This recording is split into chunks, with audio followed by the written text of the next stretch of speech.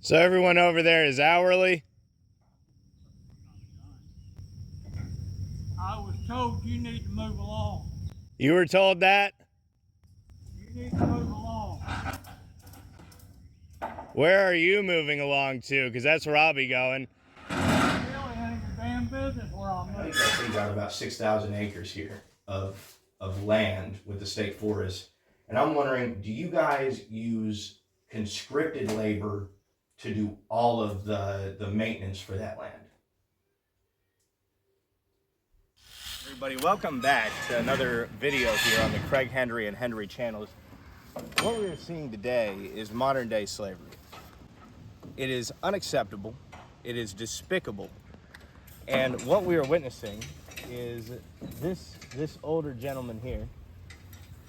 He has gone and collected these gentlemen from a correctional facility of the state. Some of them will have charges of non-aggression. So most of them will, because they are obviously they're in a low risk facility.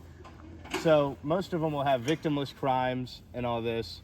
And this guy has collected them to drive them around and do the state's work, mowing the grass on multiple state properties, weed eating, and doing all this stuff, and paying them 30 cents an hour at the max, I believe.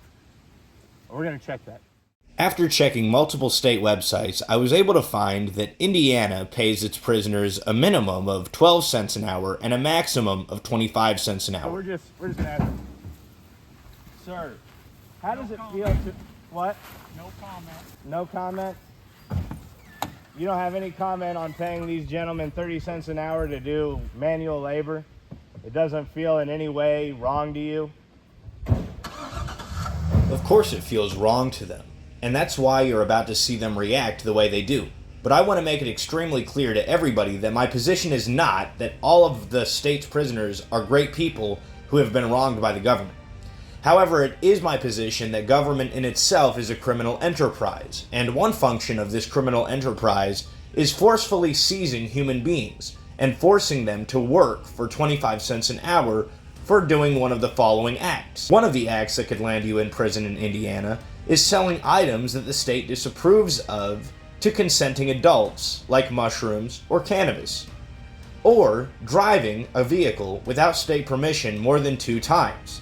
In Indiana, partaking in peaceful, consensual activity could see you working for 25 cents an hour, and if prisoners don't work, there are penalties of more prison time. Hey, gentlemen. How's it going? Good to hear. Hey, man, I didn't really get a straight answer out of that guy. Were those gentlemen prisoners that were with him? You don't know? Oh, okay. All right. That's the only reason I'm here is because I was concerned that maybe there was some slavery going on, like maybe unpaid labor. Is there nothing like that? Because if there's nothing like that going on, I don't have any business here. We have to go. Hey, take care, gentlemen. Think about what I said. Nobody wants to be a part of a modern-day slave operation, right? That's never too great.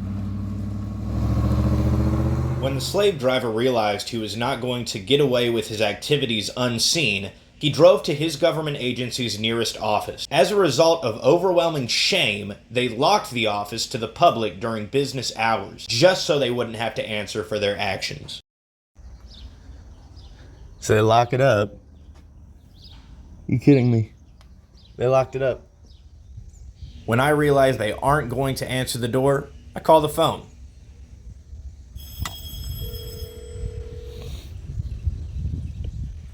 Good morning, Greene-Sullivan State Forest.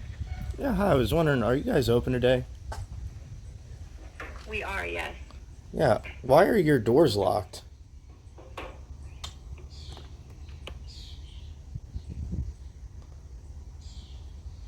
Hello?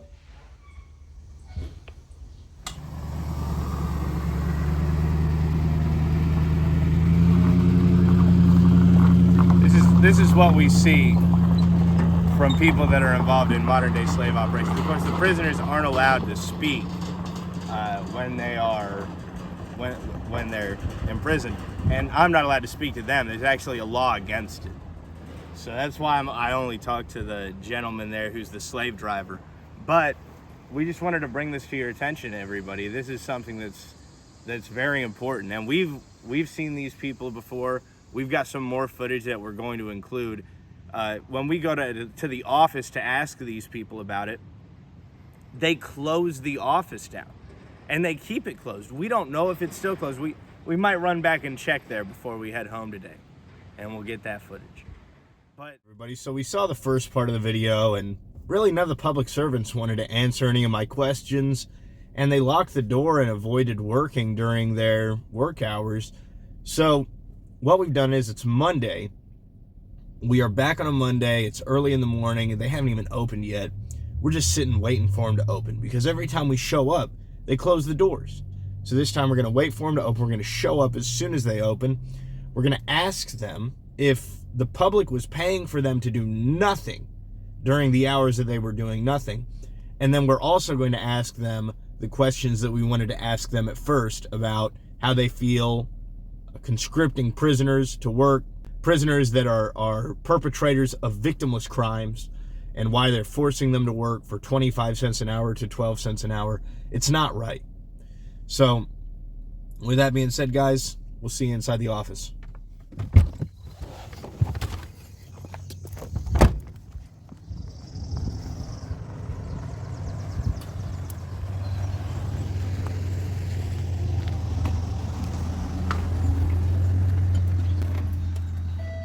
Hello. Good morning.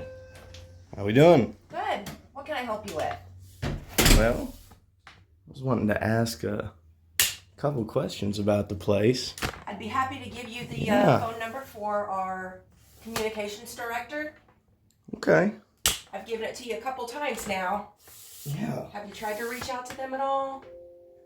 Well, see, I don't know that, I know that we've met before, but I don't know that I've ever introduced you to really what I do. What I do is I go around and I just question government officials, government employees, kind of see what they do. So I've never actually seen the communications director do anything, is the reason why. Well, they're in I don't Indianapolis. Right. They're in our central office, and you have questioned me and what I do, and I've explained it to you before. Okay. So. All right. I do remember. Yeah, I remember talking to you. Absolutely. Is anybody else in the office here today? I think I hear somebody. So I was wondering, do you guys have any public records requests here on site? Any paperwork for that? No. Okay. Would you like that phone number? You could probably get all your questions answered by calling them. Well, the public records request is, I'm wanting to know, and you could answer it, is we're on July 3rd from 9:45 to whenever you guys opened again. Was everybody in here on the clock? And that's really what I want to know. So do you remember? I'm sorry, no. You don't remember? There you go. Holly Lawson would be who you need to speak Holly with. Lawson. Uh-huh. Okay, but just to be clear, you don't remember the times that you closed or during business hours. You don't remember if you were still getting paid or not?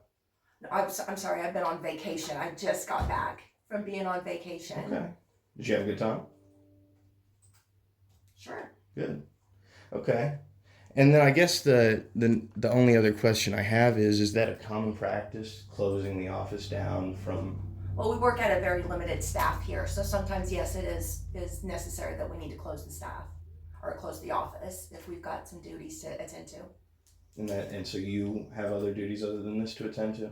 Sometimes, yes, sir. Okay. Like what? Any chance you could tell me what kind of duties you do get up to in here? Would you like to deal with him? Ma'am? I don't know what this is all about. So we do have Holly Lawson's number here. I'm not sure that that's a real number. I don't think that is a real number.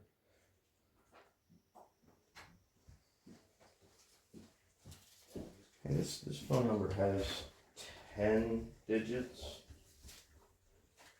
Is that right? Send the text, but I'm gonna have to go out to the front of the office. Yeah, please. Okay.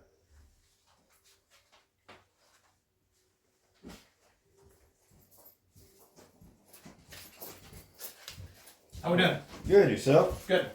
Good stuff. Could you tell me, is that the right number for Miss Lawson right there? That's got, looks like 5 digits on the where it should be the last 4. Does that look right to you? 46. Let me double check it. Okay. You got that number for Holly? Yeah, it's right there underneath the desk. Which one, Johnny? The one that says Holly Lawson. It's 317-533-0013. Oh, okay. It looks like you maybe put a little something. Can I get a pen, please, so I can 0013? She said. Okay, thank you. So, all right. So, sir, do you work here full time? I do. Okay. Do you remember on July 3rd, between the times around 9:45 to whenever you guys opened again? Do you remember if everybody in here was on the clock during that period of time? I'd have to go back and look. Okay. Do you remember any time in the recent past where you guys went off the clock for a significant period of time during the day? I've got several folks, and then we had different schedules for everybody. Okay. Okay, and then this is the only reason that I even came here in the first place. I noticed that you guys were closed temporarily during the day on the 3rd. This is the reason. As I was coming in, I was noticing out at a few of the campgrounds here. This is the cabins. I was out at Reservoir 26, and right over on the other side of the road here, I saw some gentlemen out mowing and whatnot. And I know you guys say you got about 6,000 acres here of land with the state forest. And I'm wondering, do you guys use conscripted labor to do all of the maintenance for that land? What's conscripted labor? If you labor that the people are told that they have to work, but they don't actually get a choice in it, or if they do get a choice, there's a massive punishment if they choose not to work. Everybody's here by their choice. Okay, so there's no prisoners that you guys take out to do the mowing, weed eating, stuff like that? We do have a Department of Corrections crew work here. Okay. Okay, and do you know, I looked it up online, it looks like those people get paid about 12 cents at a minimum to 25 cents at a max. Do you know about that? You need to call Holly and talk to that. I can't answer that question. Okay. Okay, so the question that you can't answer is, how do you feel about that? How do you feel about men working way below minimum wage? They don't get a chance. Most of them are convicted with victimless crimes. They're in level 1 facilities. How do you personally feel about partaking in an organization that does this when it's clearly illegal and unmoral? That's a question for Holly. Okay, sir. All right. So Holly will know how you feel about it? Will she know my personal feeling? I don't know. That's what I'm here looking to get, sir. Because you understand, a lot of the public don't like slavery. You do not get my personal opinion. Well, and it's your choice to give it. I'm just saying that's what I'm here to ask for. And again, I'm not going to answer that question. Okay. All right. All right. I think that I think I got your name, brother. What was it? Steve. Steve. I'm Craig. Oh, hi, Craig. Yeah. Good to meet you, Steve. And I think I met a couple of your other guys out there. I think one of them was named Nathan. Does that sound right? No. Well, I thought I met him. I remember because I got a relation with that name. But he seemed like a good dude, man. And I just think that if there was nothing wrong going on, there wouldn't be silence when the question is asked. And I think that the silence speaks volumes of how people really feel about it. They can't justify the actions. And I understand it's a paycheck and it's a good paycheck, but is it worth your morals? That's the question I think we have to ask. Because even if there's one man back there who was convicted of smoke or selling weed to a consenting adult, who cares? Why is he doing this slave labor? You know, and in reality, why is he back here doing this? And I understand we've got men that do stuff that are bad people, but we've also got some of those guys that aren't very bad people, and it's it doesn't sit well with me. I hope you understand. That's the reason I'm doing this. I'm coming in questioning. And again, that's not part of what I manage. Okay. All right, Steve. Well, you take care, ma'am. You take care as well. I hope that the general public gets better treatment from this lady back here than I did. But y'all take care. See ya. Understand that while these gentlemen may have committed violations of state code, it doesn't necessarily make them criminals. Now, maybe a couple of those gentlemen weren't, the committers of victimless crimes. Or maybe a couple of them were. And just having them work for 30 cents an hour, and the penalty for not working for 30 cents an hour is further imprisonment, because jobs are a requisite.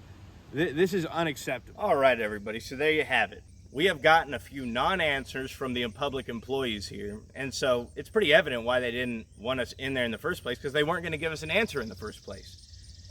Supposedly, according to these people, the people that you should call in order to seek answers about this behavior from your public servants is a woman named Holly Lawson.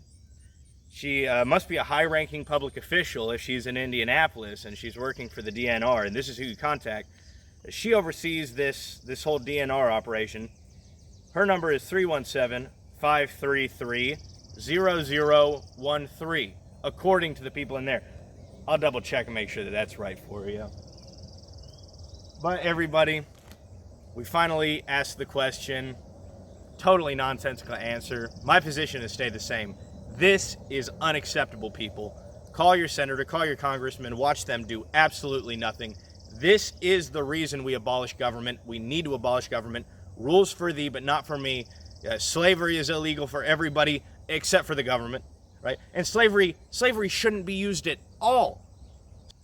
I hope that the reality of this situation affects you as much as it has with me. And I hope that it encourages you and inspires you to do something about it. With that being said, my name is Craig Hendry with the Hendry Media Group. We'll see you in the next one.